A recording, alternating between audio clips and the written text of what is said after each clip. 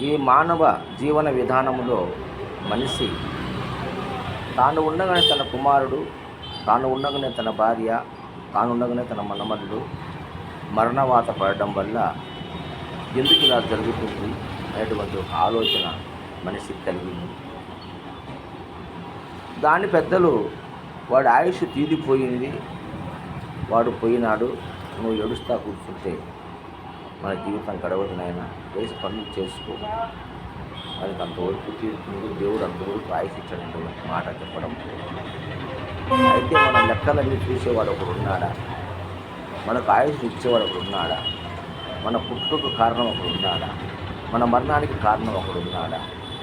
మనం చేసే పాపపునే లెక్కటడం ఒకడు ఉన్నాడా? వాడు దేవుడా? అయితే దేవుడు అనేవాడు ఒకడు ఉన్నాడు కదా.